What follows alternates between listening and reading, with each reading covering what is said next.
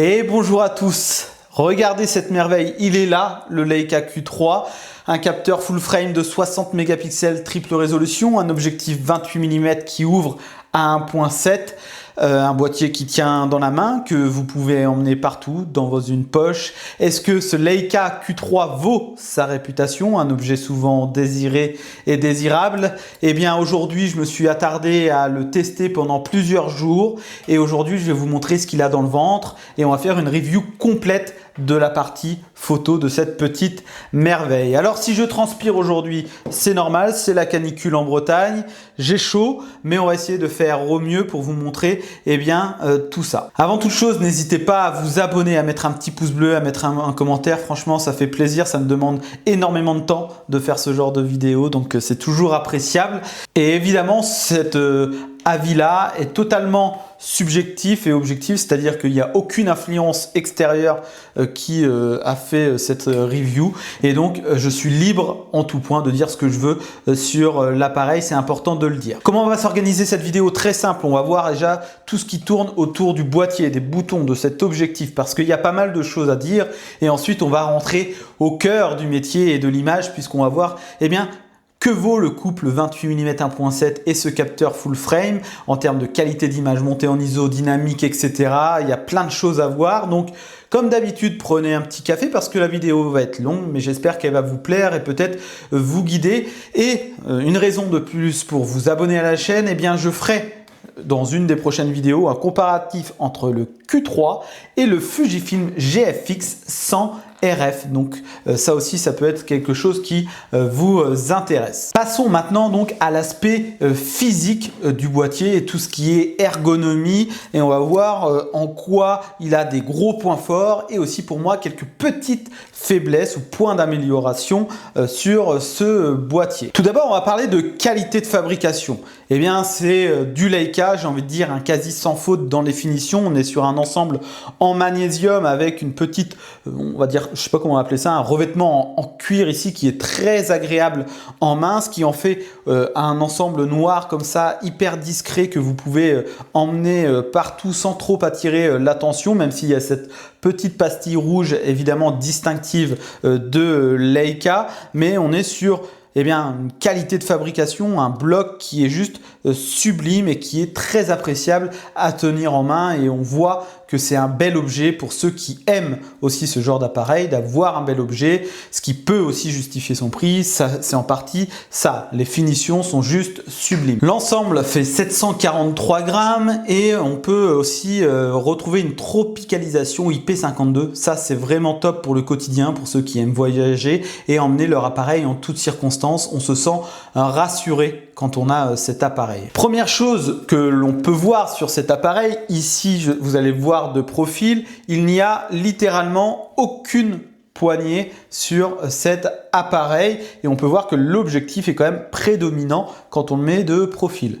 Alors comme vous pouvez voir, je disais qu'il n'y a pas de poignée, mais vous avez ici sûrement ce qui en fait un de ses atouts, c'est ce magnifique repose-pouce. Et moi qui ai une petite main, je peux vous assurer qu'en main, rien qu'avec ça et sans poignée, ça tient plutôt bien en main puisqu'on a un ensemble assez compact.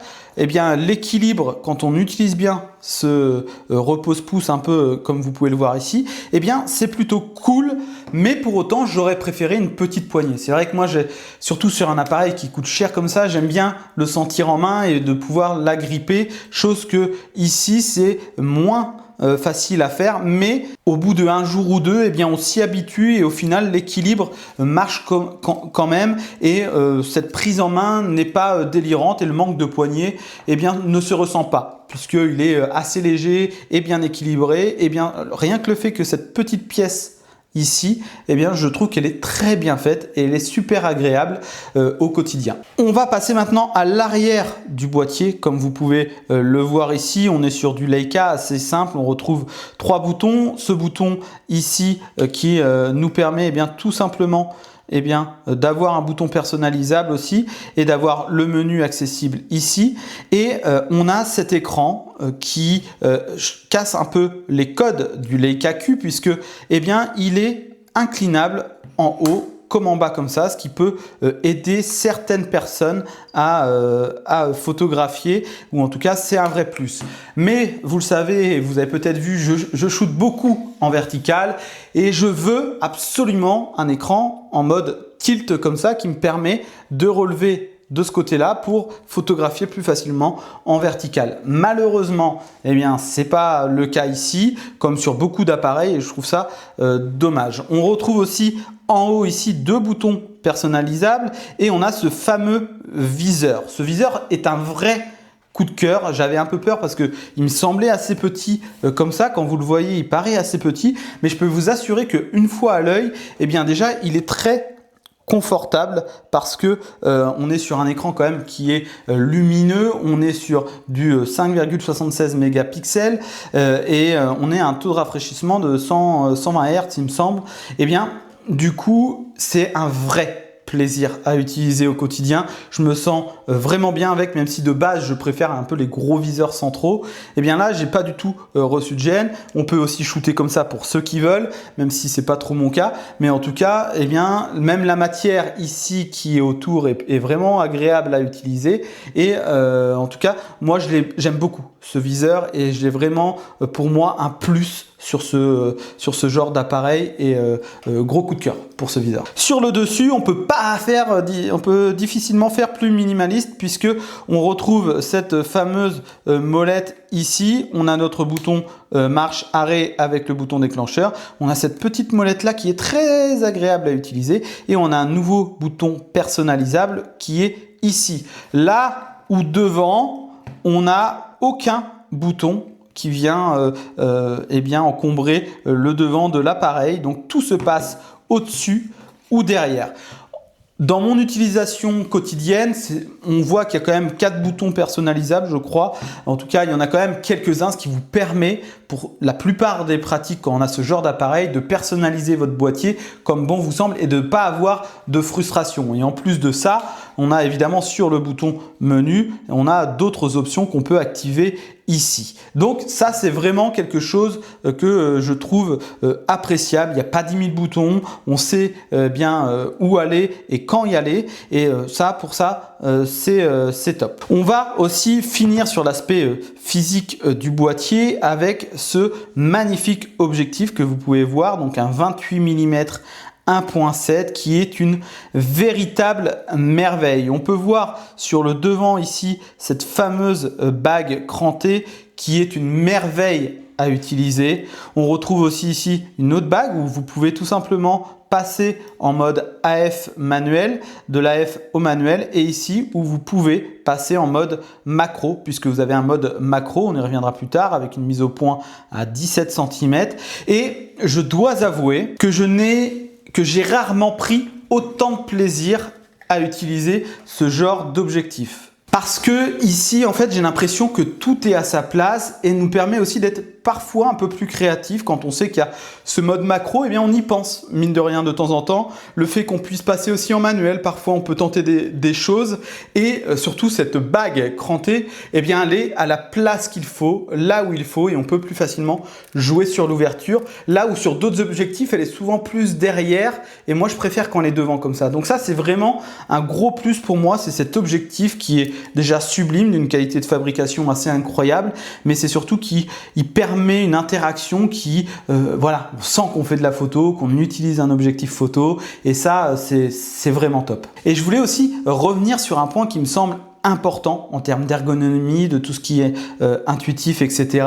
Eh bien, c'est l'écosystème Leica, notamment les menus. Pour moi, après avoir essayé énormément de marques, les menus Leica sont d'une simplicité et sont d'une clarté qui est juste géniale. C'est pour moi déjà les plus beaux menus, mais c'est aussi là où il y a le moins de fioritures, où il y a on s'y retrouve et on se repère assez vite dessus. En tout cas, moi, c'est quelque chose que j'affectionne énormément et c'est un gros coup de cœur pour ces menus. Le fait aussi que on puisse paramétrer les petits boutons que vous voyez là, personnalisables, en restant appuyer dessus quelques secondes, eh bien je sélectionne la fonctionnalité que je vais pouvoir attribuer juste en restant dessus, et par la suite, une fois que c'est fait, eh bien je retrouve les différents boutons que j'ai mis dessus, la fonctionnalité. Et ça, c'est dommage de ne pas avoir ça sur toutes les marques, parce que ça c'est vraiment top. Parfois on veut changer juste une fonctionnalité en fonction du shooting qu'on va faire, et bien là au lieu d'aller dans le menu réglage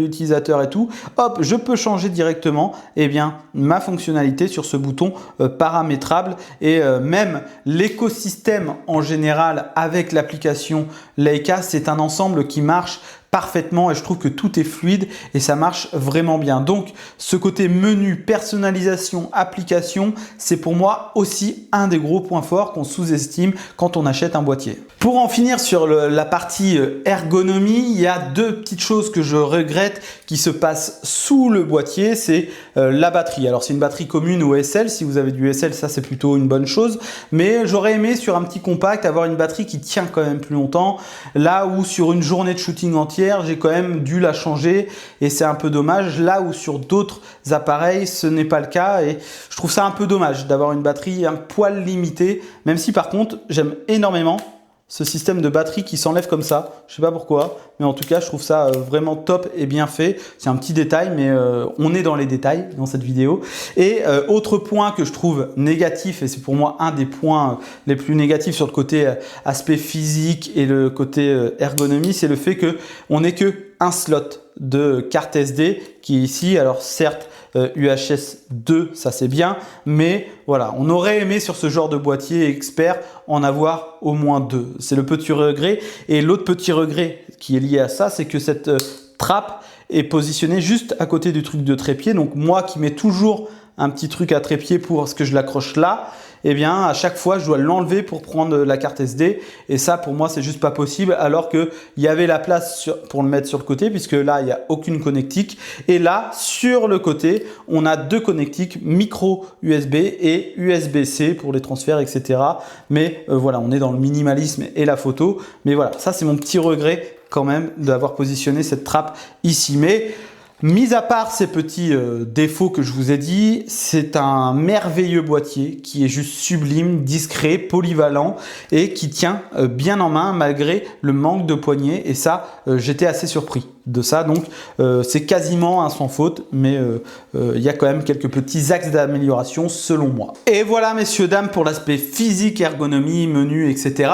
On va s'attaquer au cœur du sujet, la photo, puisqu'on va voir comment fonctionne ce magnifique objectif 28 mm 1.7 avec ce capteur de 60 mégapixels triple résolution. On a beaucoup de choses à voir, donc on va se retrouver sur l'ordinateur tout de suite. Tout d'abord, on va parler un peu de piqué, de qualité d'image en général, et évidemment ce capteur full frame de 60 mégapixels fait des ravages. Il est juste magnifique et délivre des images assez exceptionnel. Je dois l'avouer que j'ai été assez surpris, et en tout cas franchement je suis assez bluffé parce que c'est magnifique. C'est déjà magnifique dans les détails. Si on s'attarde à zoomer sur des images à plus de 200%, on voit toutes les détails, les textures. C'est vraiment sublime ce qu'on peut voir partout. On y reviendra après sur d'autres aspects, même sur la nuance des couleurs, on y reviendra, mais ce qui m'a choqué aussi, c'est un peu ce contraste, ces micro-contrastes et ces noirs qui sont juste sublimes grâce au rendu un peu Leica qu'on peut avoir. Alors c'est pas une révolution, ça va pas changer vos images en tant que telles, mais quand on s'attarde sur les images et quand on rentre un peu en profondeur, quand on travaille sur ces images, je peux vous dire que le rendu est vraiment cool. Par exemple, sur cette photo, on voit bien, c'est un peu ce rendu, ce contraste. Enfin, je ne sais pas si vous allez le voir sur ordinateur, mais je vois qu'il y a un peu quelque chose de différent. C'est difficile à expliquer et à quantifier, mais on est vraiment sur un boîtier qui délivre des images qui sont d'une beauté et qui fourmille de détails en tout, et avec un beau rendu couleur qui est très sympa. Et on a aussi donc cet objectif 1.7 qui est vraiment très utile, parce que avec 1.7 ça nous offre une polyvalence assez incroyable et que dans toutes les circonstances lumineuses, vous allez pouvoir utiliser cet appareil et avoir une image qui est cohérente, intéressante et avec du piqué. Pour ça, on va s'attaquer vite fait à cette photo qui n'a rien de spécial mais qui est pour vous montrer un peu ce que vaut cet objectif à 1.7. À droite, on a 1.7, à gauche, on a 4.5 pour marquer la différence. Et je ne sais pas si vous allez vous en rendre compte ici sur l'écran, mais en plein centre, que vous soyez à partir de 1.7, vous avez un piqué qui est magistral, qui est génial avec... Là, vous allez les voir, les micro-contrastes, etc. Et on voit qu'on est déjà ultra net et ça s'améliore assez peu en soi. Vous êtes déjà quasiment au maximum à 1.7 ou en tout cas en haut plein centre. Vous n'allez pas trop voir la différence par la suite en plein centre. Entre les deux, il n'y a quasiment rien qui les sépare. Cependant, on va s'attaquer maintenant au bord de l'image. Et forcément ici on voit une petite différence puisque là à 4.5 dès généralement 3.5 vous êtes sur une image totalement homogène où sur les bords c'est magnifique, c'est déjà net avec tous les détails, surtout sur des textures comme ça où c'est assez difficile à reproduire. Et bien sur du 4.5 je suis pas mal zoomé comme vous pouvez voir, et bien on a vraiment quelque chose de magnifique et de cohérent sur l'ensemble de l'image, là où 1.7 c'est un peu plus mou, c'est un peu plus de mal vraiment dans les extrêmes bords. On voit que c'est un peu moins net, même si ici ça va, et c'est surtout dans les coins où on va voir quelques petites faiblesses. Plus on se rapproche des coins et plus ça va être un peu moins bon, mais ça c'est assez logique en soi sur ce genre d'objectif. Ce qu'on peut retenir, c'est que l'image au centre est parfaite partout selon les ouvertures et que l'ensemble de l'image et dans les coins devient vraiment cohérente pour moi autour de f3 où on retrouve le plein potentiel vers 5.6 à peu près. On peut voir aussi sur un paysage, donc là c'est au format brut RAW, qui a un peu de vignettage à 1.7 et plus on ouvre, là j'étais à 2, à 3 et voilà, à partir de 3 il n'y a vraiment plus rien en vignettage et c'est assez léger mais ça on peut le voir à 1.7 que c'est quand même un peu plus ici qu'on retrouve un peu de vignettage, mais voilà, pareil sur les bords. Et on peut voir ici quand même à 5.6 que je suis à l'extrême gauche de l'image, que tout est beaucoup plus net et homogène, là où 1.7 c'est un peu plus mou quand même sur les côtés. Mais encore une fois, en plein centre, c'est juste sublime dans l'ensemble des textures, des couleurs, etc. Pour conclure un peu sur ce rendu image et cette qualité, moi j'aime beaucoup les contrastes, les différentes nuances de couleurs qu'on peut voir. On est sur du RAW 14 bits, je crois, et donc on retrouve vraiment de belles images détaillées avec énormément de dégradés de couleurs, de nuances, de textures et ces fameux micro-contrastes que je trouve qui font un peu ressortir l'ensemble des couleurs et des nuances. Je voulais aussi refaire un point sur cette image parce qu'elle illustre bien quelque chose qui est la dynamique d'image. Il faut savoir que sur cette scène que vous voyez là, l'image est hyper contrastée au début. Je vais vous montrer la photo après, mais en fait nos fichiers RAW ici en 60 mégapixels, en plus de nous offrir des détails, des micro-contrastes, etc., va nous offrir une amplitude et une latitude dans la retouche du fichier qui est assez exceptionnelle. Ici, vous pouvez voir, il y avait le soleil qui était tout à droite ici, qui était très fort. Ici, quand je zoome dessus, on voit qu'il n'y a rien de cramé ici, qu'il y a nos nuances de orange. Vous pouvez même voir ce dégradé ici qui est juste sublime, pareil dans le bleu de l'autre côté, et en fait même si l'image et la scène étaient hyper contrastées, le capteur a su vraiment avec l'objectif rétablir tout ça sans perte, sans rien cramer, et en allant chercher des ombres au premier plan, tout ça sans dégrader la qualité d'image et en offrant une palette de couleurs assez exceptionnelle. Et moi je suis assez bluffé de ce résultat et on le retrouve aussi évidemment sur d'autres photos. J'ai aussi cette photo qui pour moi illustre parfaitement la dynamique parce que là il faut savoir que je suis dans une petite grotte et que dehors il y a un soleil, il est 15 heures, il est à son maximum, il y a même une sorte de houle, de voile blanc un peu, et que là, je suis dans une grotte sombre et que j'ai réussi à récupérer de la texture, des couleurs et des ombres ici sur les côtés, tout en gardant ici mon sujet et le bleu du ciel, le blanc sans être cramé ici. Et ça, je peux vous dire que c'est assez exceptionnel, et d'avoir ce confort et cette amplitude dans la dynamique d'image, eh bien c'est pour moi un de ses plus gros atouts. Alors je pourrais pas le mesurer par rapport à d'autres appareils et vous dire comme ça, mais pour moi il y a un vrai truc, et c'est juste incroyable quand on aime travailler ce genre de paysage, etc. contrasté. On peut se faire plaisir totalement. Pour en revenir un peu plus sur cet objectif et savoir ce qu'il vaut d'un point de vue optique, on peut aussi voir les aberrations chromatiques, artefacts, etc. Sur une situation lumineuse comme ça, qui n'a pas d'intérêt artistique encore une fois, mais qui est pour montrer un peu ce que vaut cet objectif, puisque ça c'est un nid à aberration chromatique, eh bien là je suis à 1.7 et on peut voir qu'il y en a très peu. Je ne vais pas dire qu'il n'y en a pas, puisqu'on en voit ici un petit peu. C'est assez léger, il faut vraiment regarder et analyser, mais il y en a un petit peu qui ressortent, un peu de rouge, violet, c'est vraiment léger encore une fois. Et quand on ouvre à 5.6, 6.3, etc., là, littéralement, on n'a plus rien. L'objectif est parfait, il n'y a plus aucune aberration chromatique partout, et c'est d'une perfection absolue par rapport à ça. Donc c'est vraiment un gros coup de chapeau par rapport à ce point-là. Qu'en est-il du bokeh? Parce qu'on est quand même à 28 mm, c'est pas vraiment fait pour faire du portrait, même si on peut s'éclater, attention.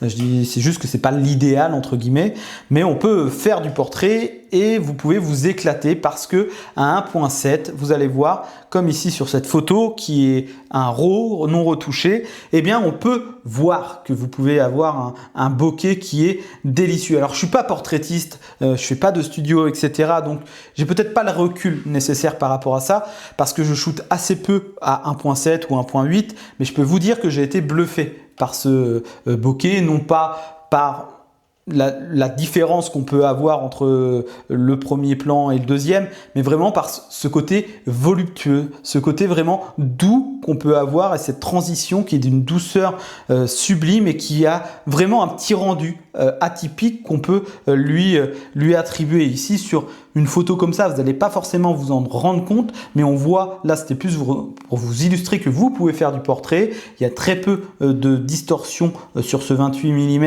et on peut voir que eh bien forcément quand vous allez rentrer ici dans les yeux, les détails, les taches, les rides, vous avez tout qui ressort, ça fourmille de détails, c'est une véritable merveille. Même si à 1.7, l'AF a bien accroché ici, faut faire attention parce que vous avez quand même à 1.7 peu de marge d'erreur, donc ça aussi il faut l'avoir en tête. Mais j'ai une autre photo pour illustrer ça avec mon magnifique chat Aika qui a tapé la pause et qui nous montre ici à 1.7 qu'on peut avoir ce bokeh. Et regardez cette douceur, ces bulles, j'appelle ça des bulles, mais je sais pas c'est quoi le terme technique, mais en tout cas on a un rendu qui est assez exceptionnel. Je trouve que ce bokeh est juste délicieux, et voilà. En tout cas, c'était vraiment un plaisir de voir ces photos et ce petit bokeh à chaque fois. C'était vraiment beau, même sur ce portrait-là, hein, quand on zoome encore, je peux même zoomer un peu moins, on voit vraiment que c'est super beau, et on voit le détail encore une fois, pour en revenir sur la qualité d'image. Là avec l'AF sur... Ça me permet aussi de faire la transition sur l'autofocus, puisque il y a un vrai bond par rapport au Q2, et ça c'est important de le dire. Là on retrouve les dernières technologies Leica avec le dernier processeur Maestro, et bah du coup on a quand même un ensemble qui est bien plus homogène dans l'autofocus, qui marche beaucoup mieux. Et pour l'avoir testé quand même pas mal dans des zones un peu sombres comme ça ou très contrastées, eh bien je trouve que vous avez la possibilité de faire l'AF détection pour les animaux, les yeux, etc., pour l'humain, le visage, le corps, les yeux, et en fait c'est très précis, et je trouve que en AF continu, eh bien ça suit vraiment bien. Il y a assez peu de déchets une fois que eh bien il a accroché le modèle, et bien même à 1.7 ou autre, l'AF suit vraiment bien. Le seul reproche que je peux faire, c'est faut qu'il accroche. Et parfois il y a un peu du mal à accrocher, mais une fois qu'il accroche, ça y est, ça marche bien et j'ai pas eu tellement de déchets. Après, restons lucides, vous n'allez pas avoir ici le plus grand foudre de guerre en termes d'autofocus, parce que eh bien c'est pas le plus rapide par rapport à des Sony ou des Canon. Voilà. Par contre, dans un usage quotidien, même en basse lumière, eh bien, je trouve qu'il fait vraiment bien le travail et que ça suffit amplement pour ce genre d'appareil quand j'entends qu'on n'a pas une pratique sportive, etc., animalière avec ce genre d'appareil. Donc, forcément, pour tout le reste, eh bien, ça marche vraiment bien. Les dernières options mises par Leica fonctionnent. Il y a aussi donc ce côté rafale. Je vous mets un petit tableau ici récap. Et là, on peut regretter parfois un peu son manque de vitesse, même si pour moi, ce n'est pas une contrainte du tout parce que faire 4-5 rafales, ça me suffit. J'ai pas besoin de plus dans mon utilisation quotidienne. Je peux entendre que ça peut être un peu frustrant pour d'autres parce que c'est pas le plus rapide, c'est pas le plus véloce et on pourrait imaginer quand même avoir une rafale un peu plus puissante, mais je pense pas que ce soit un point noir sur ce genre d'appareil. Et en tout cas, je n'ai eu aucune frustration par rapport à ce sujet. Comme je vous le disais au début, vous avez la bague macro sur l'objectif qui vous permet tout simplement aussi d'expérimenter ce côté macro et d'avoir des plans plutôt serrés, plutôt jolis avec un délicieux bokeh encore une fois, et ça vous permet d'être un peu plus créatif dans vos images. Donc voilà, moi j'utilise assez peu ce mode macro, mais le fait de savoir qu'il est là, qu'on peut facilement y accéder, etc., et qu'on peut jouer un peu avec la bague comme ça, c'est intéressant. On peut essayer de faire des choses de temps en temps. On va aussi parler de ce fameux zoom numérique, puisqu'on a un capteur full frame de 60 mégapixels. Ça nous offre quand même un large champ des possibles en ce qui concerne le crop, le recadrage, et évidemment Leica a tout prévu à ce sujet, puisque vous avez une fonctionnalité zoom numérique qui vous permet directement de recadrer dans l'image en gardant par exemple la règle des tiers dedans, ça ce qui est un vrai plus, et qui vous permet de recadrer différents paysages à votre guise, comme par exemple ici 28 mm, donc pleine image 60 mégapixels, et vous pouvez rezoomer par la suite 4 fois. Je vous mets le tableau, donc vous avez un 35 mm avec 39 mégapixels, 50 mm avec environ 19 mégapixels, 75 mm pour 8 et 9 et 90 mm pour 6 mégapixels. Donc ce qui vous offre quand même pas mal de latitude, même si dans les faits à 90 mm c'est un peu juste. Si vraiment vous souhaitez en faire un tirage ou autre, ça va être un peu complexe, mais pour un usage plutôt réseau, web, ça peut faire l'affaire. Si l'image est propre de base, vous aurez une belle photo. Donc pour vous donner un ordre d'idée, ici on est en pleine image, premier zoom, deuxième zoom, troisième zoom, quatrième zoom. Et là, on peut voir qu'on peut quand même encore faire de belles photos. Il y a de beaux détails.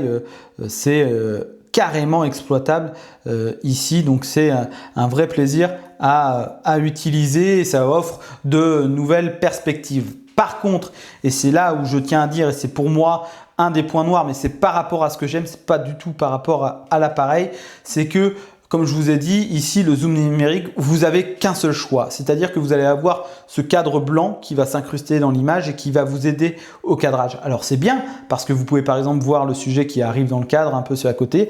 Mais moi, c'est pas ce que j'aime. Moi, je préfère quand, je peux zoomer et voir directement ce que je cadre en plein écran et non avoir des contours.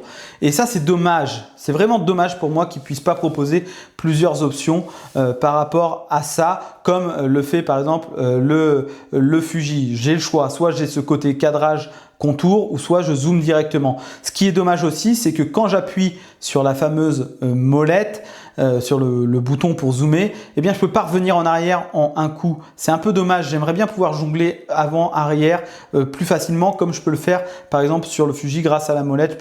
Je peux dégainer droite, gauche, ça m'emmène devant, derrière, et ça manque un peu de flexibilité le zoom numérique. Et ça, c'est pour moi, c'est une frustration. C'est dommage, mais la fonctionnalité marche vraiment bien et ça offre, grâce à ce capteur de 60 mégapixels, des recadrages qui sont fabuleux et qui peuvent vous offrir de belles images exploitables jusqu'à, pour moi, 75 mm, même si après 90 mm ça devient un peu juste. Ça reste vraiment si vous n'avez pas le choix, vous pouvez en faire quelque chose.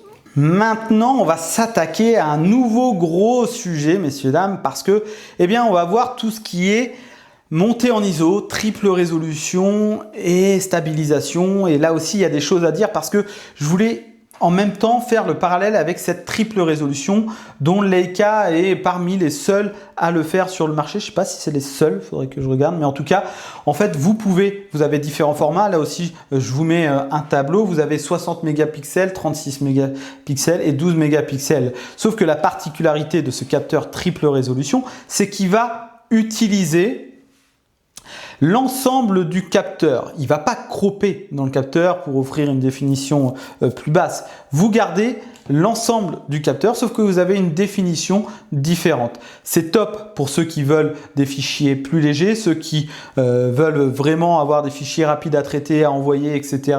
Eh bien, vous pouvez en quelques clics changer et passer du 60-36 au 12. Et est-ce que cette fonctionnalité apporte autre chose? C'est-à-dire, est-ce que dans la montée en ISO, est-ce que dans la dynamique, ça change quelque chose? Eh bien, après plusieurs tests, c'est difficile à dire et je trouve que, alors c'est un point fort d'un côté puisque peu importe la résolution que vous allez utiliser, vous allez garder les mêmes caractéristiques, la même dynamique, la même qualité de montée en ISO, mais vous n'allez pas avoir de gain. On aurait pu se dire qu'avec 12 mégapixels, on peut avoir un gain dans la montée en ISO et dans les basses lumières, etc. On va voir que c'est en partie vrai, mais que c'est très léger, là où dans la dynamique, je n'ai vu quasiment aucune différence. Passons donc à la montée en ISO. Ici, on est sur un fichier à 6400 ISO.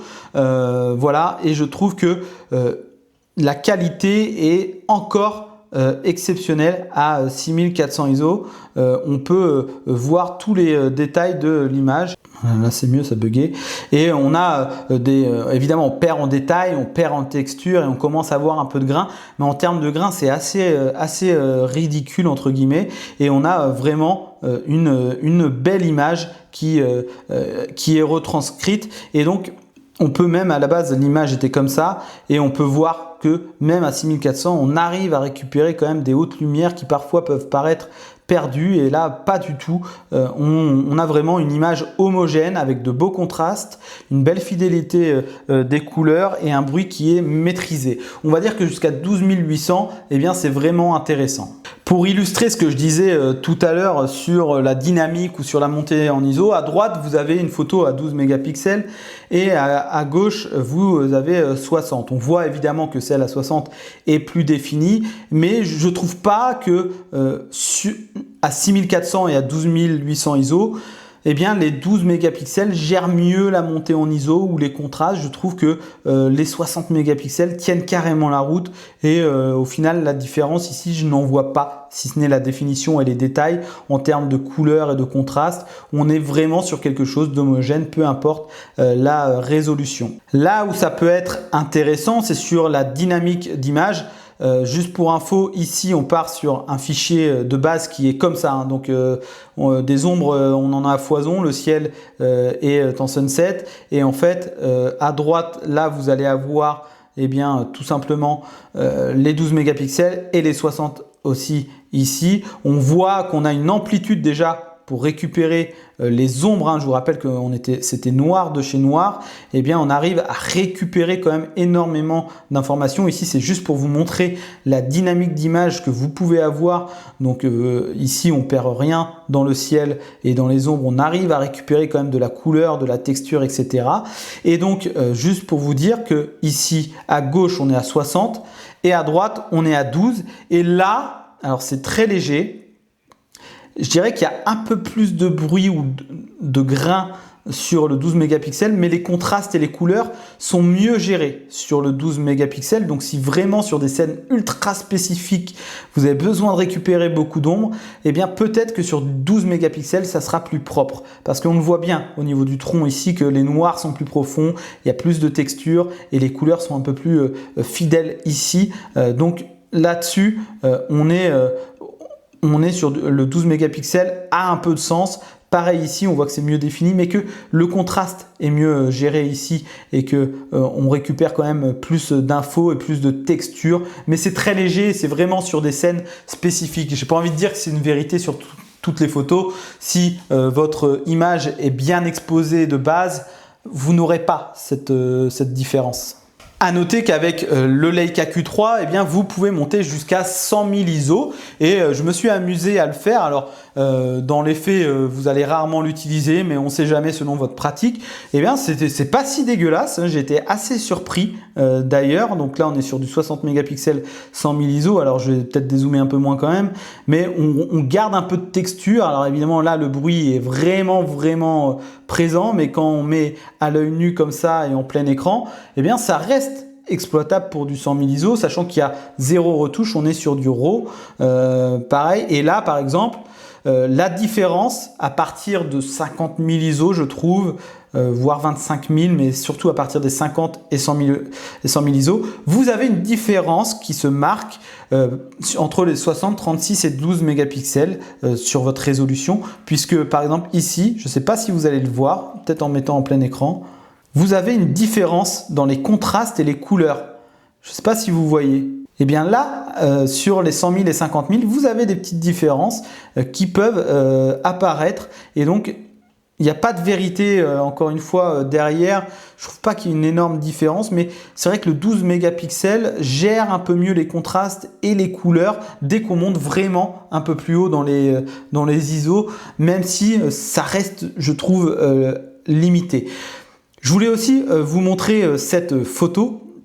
Donc là, on est à 36 mégapixels et on est à 50 000 ISO. Juste pour vous dire que si vous avez vraiment une scène que vous n'avez pas le choix, vous devez faire 50 000 ISO, eh bien je trouve qu'on peut aujourd'hui, avec les outils d'aujourd'hui, récupérer de la matière. Regardez, 50 000 ISO, c'est sûr, j'ai moins de texture, moins de détails, mais regardez les détails qui sont présents, on retrouve quand même de la matière et moi je suis assez bluffé.